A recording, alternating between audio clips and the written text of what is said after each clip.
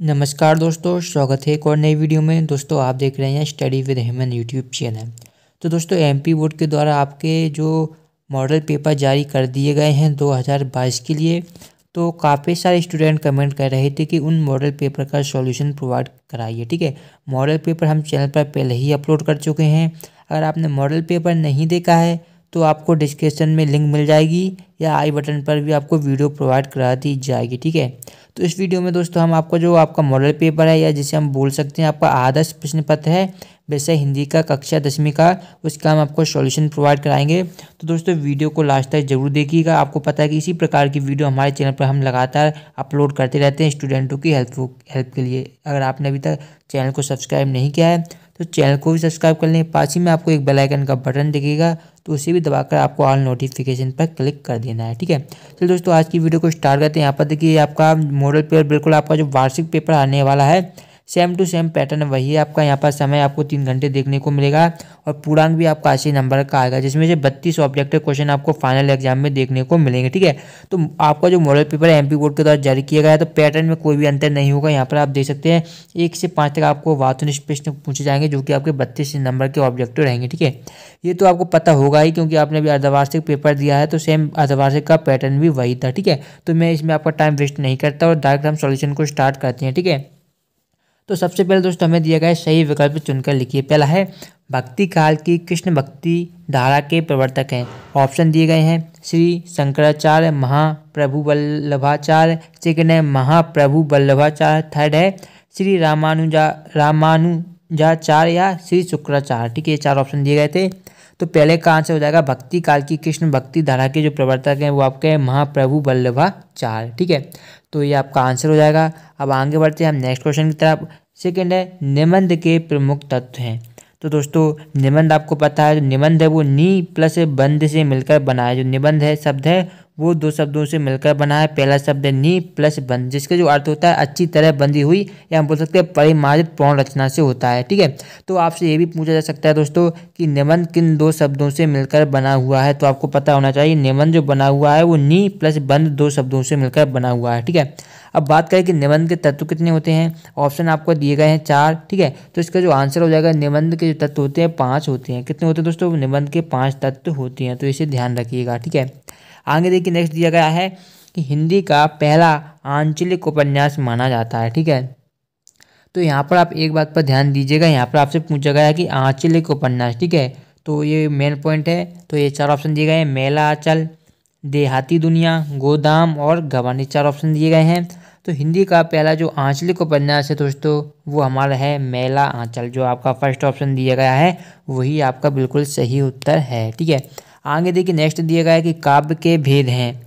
तो कितने भेद होते हैं? ऑप्शन है 4, 2, 3 और 5। ठीक है, तो काव्य के हमें भेद बताने हैं। तो इसका जो आंसर हो जाएगा दोस्तों वो आपका हो जाएगा, जो देखिए क्वेश्चन नंबर आपका दा है। तो इसके 2 भेद होते हैं काव्य के, आपको पता है। पहला आपका होता है श्रव्य काव्य, मैं यहाँ पर लिख देता हूँ। पहला होता है आपका श्रव्य काव्य और दूसरा आपका होता है दृश्य काव्य। काव्य के 2 भेद होते हैं। ठीक है, श्रव्य काव्य देखिए, दृश्य काव्य आपसे सुनने में ही लग रहा है, जो चीज़ हम देखते हैं उसे हम दृश्य काव्य बोलते हैं, और जो काव्य को हम क्या सुनते हैं उसे हम श्रव्य काव्य बोलते हैं। तो काव्य के भेद कभी भी आपसे पूछा जाए तो आपको पता होना चाहिए कि देखिए ऑब्जेक्टिव में आएगा तो केवल आपसे यही पूछा जाएगा कि काव्य के भेद कितने होते हैं, तो आपको 2 बता देना है। लेकिन अगर आपसे 2 अंक पे क्वेश्चन पूछा जाएगा तो आपसे पूछा जाएगा कि काव्य के कौन कौन से भेद होते हैं, उनके नाम लिखिए, तब आपको नाम लिखना पड़ेगा श्रव्य काव्य और दृश्य काव्य। ठीक है, तो ये बात आपको ध्यान में रखनी, इसलिए मैंने आपको नाम भी बता दिए हैं। अब देखिए रस के अंग पूछे गए हैं, तो ये भी इंपॉर्टेंट है। ऑप्शन दिए गए हैं 4, 5, 6 और 8। तो दोस्तों रस के कितने अंग होते हैं? 4 अंग होते हैं। कितने अंग होते हैं दोस्तों? 4 अंग होते हैं। कौन कौन से होते हैं ये भी आपको पता होना चाहिए। जैसे कि मैंने आपको पिछले क्वेश्चन में बताया था कि अगर आप केवल 1 अंक में या ऑब्जेक्टिव में आएगा तो आपसे केवल ये पूछा जाएगा कि रस के कितने अंग होते हैं। लेकिन अगर आपका ये अंक 2 और 3 अंक में पूछा जाएगा तब आपसे ये पूछा जाएगा कि रस के अंग कितने होते हैं, इनके नाम लिखिए, तब आपको नाम भी पता होने चाहिए। चलिए मैं आपको नाम भी बता देता हूँ। रस के 4 अंग होते हैं। पहला आपको हो जाएगा दोस्तों स्थायी भाव। क्या हो जाएगा दोस्तों? स्थायी भाव। ठीक है, सभी जितने भी रस हैं सभी के आपको स्थायी भाव पता होने चाहिए। ठीक है, स्थायी भाव भी बहुत ज़्यादा पूछे जाते हैं। तो पहला आपका अंग हो जाएगा स्थायी भाव। ठीक है, दूसरे की बात करें दोस्तों, दूसरा आपको हो जाएगा विभाव। स्थायी भाव के बाद आपको हो जाएगा विभाव। ठीक है, उसके बाद दोस्तों आपको तीसरा हो जाएगा आपका अनुभाव। ठीक है, तीसरा आपको हो जाएगा अनुभाव। चौथे की बात करें दोस्तों, चौथा आपका हो जाएगा संचारी भाव, ठीक है। और कभी कभी क्या है, बहुत ज़्यादा इंपॉर्टेंट क्वेश्चन होता है कि संचारी भावों की संख्या कितनी है, तो आपको पता होना चाहिए कि संचारी भावों की संख्या है वो 33 यानी कि 33 मानी गई है। तो ये आपको ध्यान रखना है। इन जितनी भी मैं पॉइंट आपको बता रहा हूँ, इन सभी पॉइंटों को अगर आप ध्यान में रखेंगे तो आप वार्षिक परीक्षा में बहुत ही अच्छे अंक आप ला पाएंगे, ठीक है। तो आगे बढ़ते हैं नेक्स्ट क्वेश्चन की तरफ। नेक्स्ट क्वेश्चन देखते हैं कि समाज के भेद होते हैं, ठीक है। तो समाज के दोस्तों हमें यहाँ पर भेद बताने हैं। तो समाज के 6 भेद होते हैं, ठीक है। कौन कौन से होते हैं वो भी मैं आपको बताऊंगा, लेकिन आपको देखिए समाज के भेद के बारे में पूछा गया है तो समाज के आपको डेफिनेशन यानी कि परिभाषा भी पता होनी चाहिए कि समाज क्या होते हैं। ये आपके एग्जाम में पूछा गया क्वेश्चन है, ठीक है। देखिए सबसे पहले आपका होता है तत्पुरुष समाज, तत्पुरुष समाज, ठीक है। तत्पुरुष के बाद आपका आता है कर्मधारय समाज, ठीक है।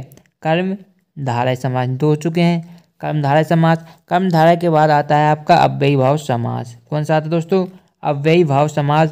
फिर आता है आपका एक द्विगु आता है आपका समाज, द्विगु समाज। एक आता है आपका द्वंद्व समाज और एक आता है आपका बहुब्रीहि समाज। इस तरीके से आपके टोटल कितने 6 समास होते हैं, ठीक है। तो इन 6 के बारे में आपको पता होना चाहिए, ठीक है। द्विगु समाज क्या होता है? ये प्रथम पद संख्यावाची होता है, जबकि द्वंद्व समाज में दोनों पद प्रधान होते हैं, जबकि अव्ययी भाव समाज में पहला पद आपका अव्यय होता है। इसी प्रकार बहुब्रीहि समास होता है, उसमें किसी तीसरे पद का हमें बोध होता है, ठीक है। तो ये बातें भी आपको पता होनी चाहिए। अब दोस्तों यहाँ पर हमारे क्या है, जो सही विकल्प दिए गए थे वो यहाँ पर कंप्लीट होते हैं।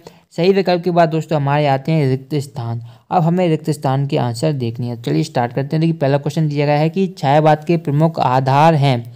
ऑप्शन है नागार्जुन और जयशंकर प्रसाद। ये आपके 2 ऑप्शन दिए गए हैं, ठीक है। तो दोस्तों मैंने आपको कई बार वीडियोज़ में बताया है, अगर आप वीडियो देखते होंगे तो आपको पता होगा छायावाद के जो आधार स्तंभ हैं, जो मुख्य आधार हैं, वो जयशंकर प्रसाद हैं।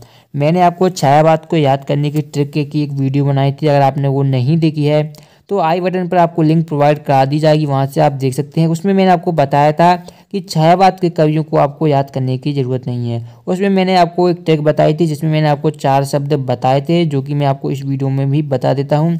छायावाद के कवियों को याद करने की ट्रिक है दोस्तों, मैं यहाँ पर लिख देता हूँ, जो कि आपको याद करनी है, ठीक है। अभी याद कर लेंगे तो आपको फाइनल एग्जाम में ज़्यादा प्रॉब्लम नहीं होगी।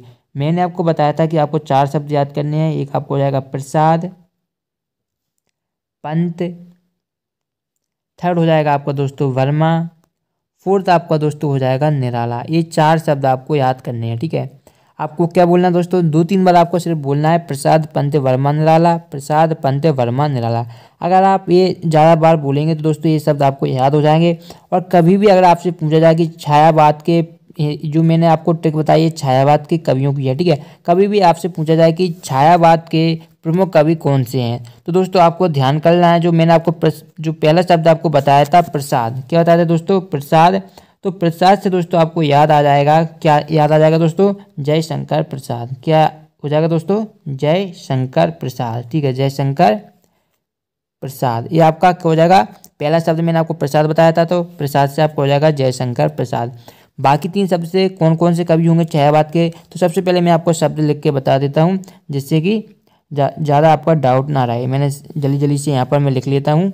तो पहला आपका था प्रसाद, ठीक है, सेकंड आपका था पंत, थर्ड था आपका वर्मा, ठीक है, फोर्थ आपका था निराला, ठीक है। ये 4 शब्द मैंने आपको बताए थे। तो प्रसाद से मैंने जो प्रथम शब्द है ये आपका क्या रहेगा? जो छायावाद के मुख्य कवि हैं, ये आधार स्तंभ में वो हो जाएंगे आपके जयशंकर प्रसाद। सेकंड दिया गया आपको पंत, तो पंत से क्या हो जाएंगे दोस्तों? पंत से आपको हो जाएंगे सुमित्रा नंदन पंत। कौन हो जाएगा दोस्तों? सुमित्रा नंदन पंत, ये आपके हो जाएंगे, ठीक है।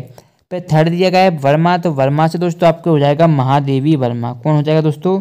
महादेवी वर्मा। और लास्ट दिया गया है दोस्तों आपका निराला, तो निराला से मैं यहाँ पर बोल देता हूँ, जगह नहीं बची हुई है, तो निराला से आपका हो जाएगा सूर्यकांत त्रिपाठी निराला, ठीक है। कौन हो जाएगा दोस्तों? सूर्यकांत त्रिपाठी निराला, ठीक है।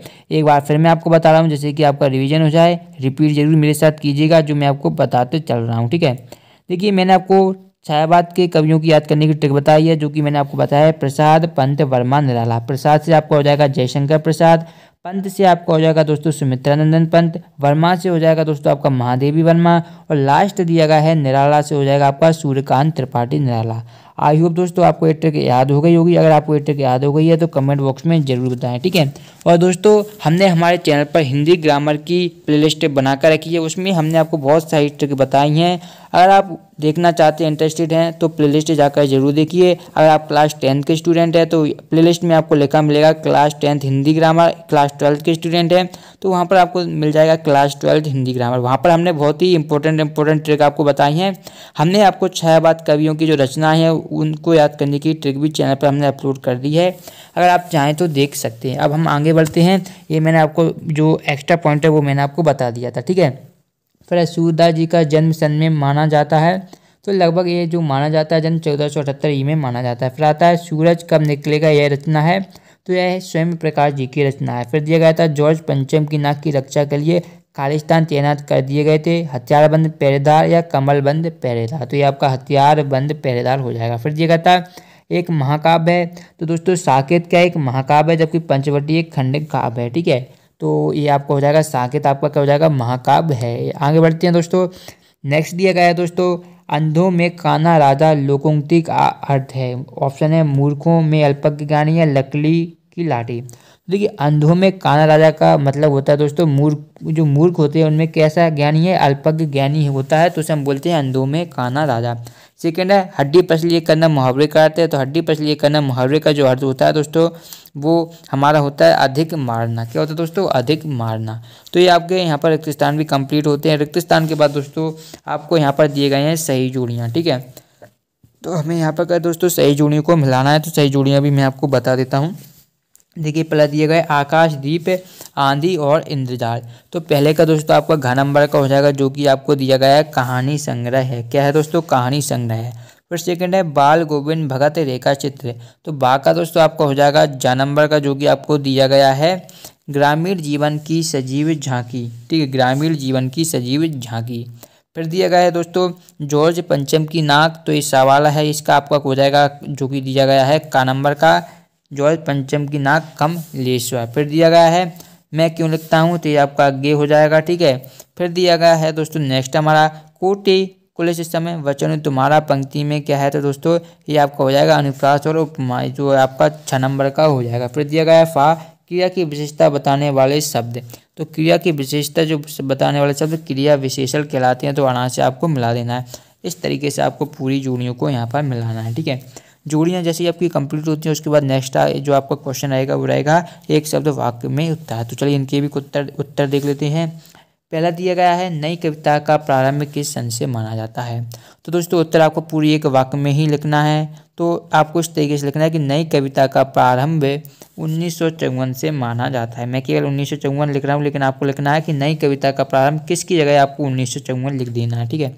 फिर दिया गया है हिंदी का प्रथम उपन्यास किसे माना जाता है, तो हिंदी का प्रथम उपन्यास माना जाता है परीक्षा गुरु को। किसे माना जाता है दोस्तों, मैं यहाँ पर लिख देता हूँ परीक्षा गुरु, ये है आपका हिंदी का प्रथम उपन्यास, ठीक है। सेकंड हो गया। फिर आप पाठ छाया मत चूना के कवि का नाम बताना है, तो ये आपका हो जाएगा गिरिजा कुमार माथुर। क्या हो जाएगा दोस्तों, गिरिजा कुमार माथुर आपका बिल्कुल सही उत्तर है, ठीक है। फिर दिया गया है बाल गोविंद भगत की पुत्र वधु उन्हें अकेला क्यों नहीं छोड़ना चाहती, तो दोस्तों ये आपको आपकी बुक में देखने को मिल जाएगा, ठीक है, क्योंकि इसका जो आंसर है वो लॉन्ग है, तो मैं यहाँ पर लिख के आपको नहीं बता सकता, ठीक है। तो इसका आंसर आपको बुक में देखने को आसानी से मिल जाएगा। मात्रक छंद की परिभाषा भी आपको देखने को मिल जाएगी ग्रामर सेक्शन में, ठीक है।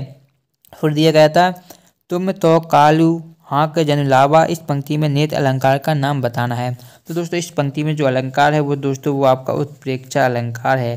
फिर दिया गया था अनेकार्थी शब्द की परिभाषा लिखिए, तो ये भी आपको क्या है अनेकार्थी का वैसे मतलब होता है क्या जिसके अनेक अर्थ निकल रहे हो, अनेकार्थी, ठीक है। तो आपको ये भी आपको आपकी बुक में देखने को मिल जाएगा, ये भी ग्रामर वाले ऑप्शन में आपको देखने को मिल जाएगा। अगर कोई भी प्रॉब्लम आती है तो दोस्तों डिस्क्रिप्शन में आपको हमारे टेलीग्राम ग्रुप की लिंक मिलेगी, वहाँ जाकर आप टेलीग्राम ग्रुप ज्वाइन कर लीजिए, वहाँ पर आपको सभी क्वेश्चन के आंसर प्रोवाइड करा दिए जाएंगे जो आपके 2 अंक 3 अंक के क्वेश्चन है, ठीक है।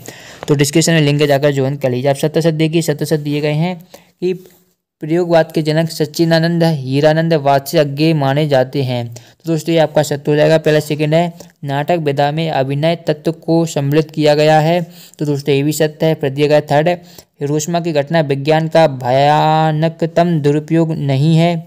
तो दोस्तों यह सत्य और असत्य में हमें बताना है, तो इसके बारे में भी मैं आपको बता देता हूँ। तो दोस्तों इस क्वेश्चन का आंसर अभी कंफर्म नहीं है, जैसे ही कंफर्म होता है आपको हमारे टेलीग्राम ग्रुप पर बता दिया जाएगा। प्रभु भोलानाथ का असली नाम तारानाथ था, तो ये आपका दिया गया है चौथा है दोस्तों। तो चौथा देखिए यहाँ पर 1 2 3 4 5 6 दिए गए हैं, तो चौथा दोस्तों आपका क्या असत्य हो जाएगा। पाँचवा दिया गया है दोस्तों, पाँचवा सत्य हो जाएगा, छठा आपका असत्य हो जाएगा। बाकी जितने भी क्वेश्चन हैं दोस्तों आपके 2 अंक 3 अंक के क्वेश्चन, उनके आंसर हम आपको नेक्स्ट वीडियो में प्रोवाइड करा देंगे अगर आप कमेंट करते हैं। अगर आपको ये वीडियो पसंद आए वीडियो को लाइक करें, चैनल को भी सब्सक्राइब करें। हम मिलते हैं नेक्स्ट सब्जेक्ट के सोल्यूशन के साथ, तब तक देखते हैं आपका अपना चैनल। धन्यवाद दोस्तों वीडियो को लास्ट तक देखने के लिए।